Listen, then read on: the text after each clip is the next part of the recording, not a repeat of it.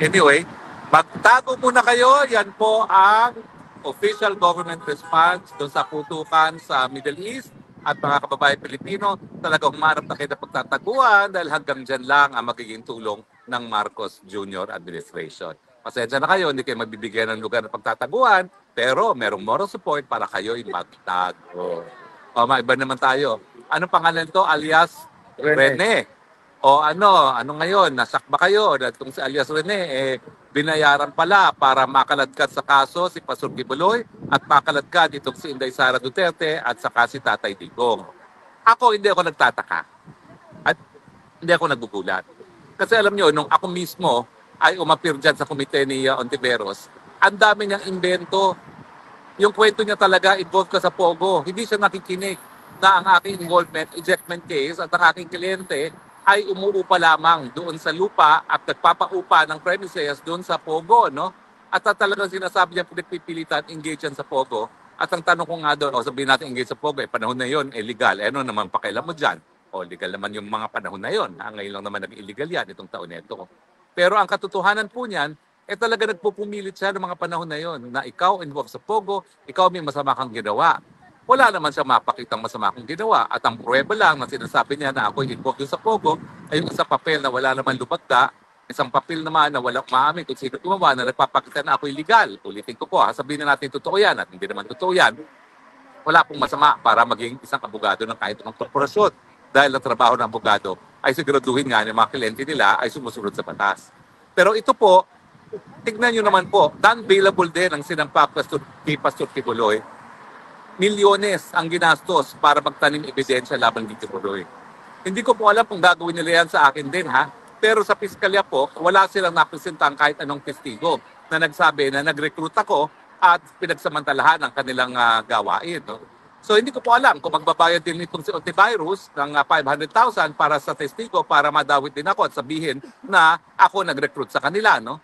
Pero nakakataas balahibo po, nakakadiri, nakakagalit na isang senador ng bayan gagamit talaga ng ganitong mga taktika para madiin ang mga kalaban sa politika.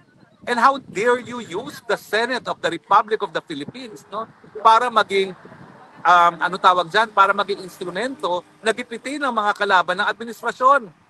At ang isa pang nakakasuka, yun talagang lantaran ng sabuatan ng mga dilawan, ng mga loyalista at CPP-NPA, no? Tingin nyo ba, miski kayo'y magsabuatan na yan, makukuha nyo ang suporta ng taong bayan? Nagsabuatan na nga kayo. Ang latest survey, nangunguna pa rin, 33%. Si Inday Sara, kung magkaka-eleksyon na yun, siya maging presidente. At ang pinakamalapit na kanyang katunggali ay 15%, kalahati lamang. Yung tulpo nga, wala na no? Naglao na parang bula, no? So, ibig sabihin yan, magsama-sama man kayo, wala pa rin mangyayari sa inyo dahil alam ng taong bayan na ikaw, by rules, nakakadiri ka kasi madali ka magmalinis. Hanggang ngayon, di mo naman sinasabi bakit bigla ka nanalo nung ikaw ay naging direktor ng PhilHealth at sangkatutak na advertisement ang ginamit ng PhilHealth sa mga panahon na yon. Huwag mo sabihin di mo ginamit talaga ang pera ng PhilHealth para ikay manalo sa eleksyon na yon, ha? Ay, nako. Tapos, ang nakakabuhisit talaga dito sa mga dilawan, akala mo kung sino na sila lang yung malinis. Pero, ang dami naman nilang putik sa mga mukha. O, kita mo itong gawain to. Gawain ba ng matinong tao yan na magtatanim ebidensya, tanim testigo para lang magipit ang isang tao na walang kasalanan? O tapos akala mo kung sinong kami lang ang malinis sa bayan nito, kami lang ang dapat maglingkod. Kaya na-turn off ang taong bayan sa inyo. Bakit pa sumikat si Tatay Digong? Kasi walang kaplastikan.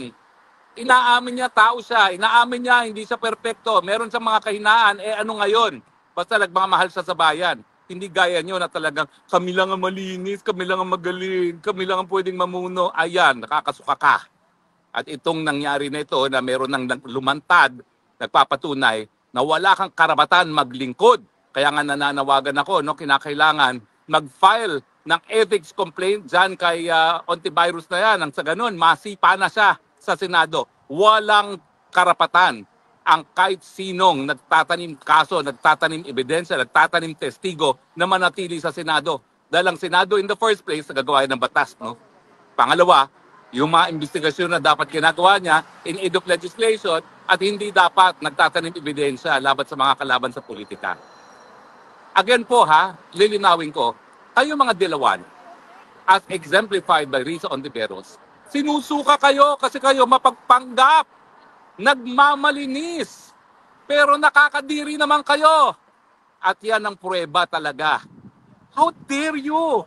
Imagine everything is one statement, everything is on the basis of good faith na nagsasabi ng totoo, tapos gagastos ka ng milyon-milyon, nabuti sana kung galing sa'yo. Galing din sa gobyerno yan. Diyos por santo naman. Kaya naman ang lalaki ng mga budget nyo dyan sa Senado, ginagamit nyo pala sa tanim ebidensya at tanim testigo. No? So yan po ang aking panawagan. Huwag po tayong tumigil hanggang ma-expel sa Senado itong antivirus neto dahil ang Riza Tanas antivirus, yung mga nagtatanim ebidensya, mga nagbabayad to bear false testimony, alam nyo ba, nasa Biblia yan, bawal, di ba? Isa yan sa kautusan, do not bear false witness against your neighbors. Pero sila, pasanta-santa, pagudi-gudi, yung pala, ang iitim ng mga budhi. O, di ba? Ay, ano ngayon masasabi nyo? Di ba, nakakasuka naman talaga kayo?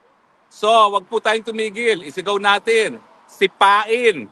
Palabas ng Senado yung antivirus na yan. Ang Riza Tanas, antivirus, walang lugar sa Senado. At kung siya ay nag-aambisyon para sa mas mataas na opisina, ay naku po, dream on. Dahil hindi na makakalimutan ng taong bayan ito na ikaw, binaboy mo ang proseso ng Senado. No?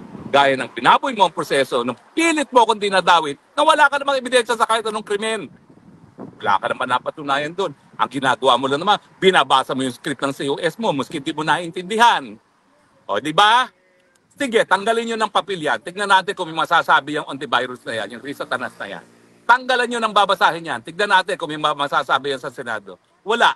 Buti sana kung magaling yung scriptwriter mo, hindi naman magaling yun. Kilala ko. Nag-estudyante namin yan sa UP Law. No? Kaya nga mediocre ka. Kasi mediocre din yung COS.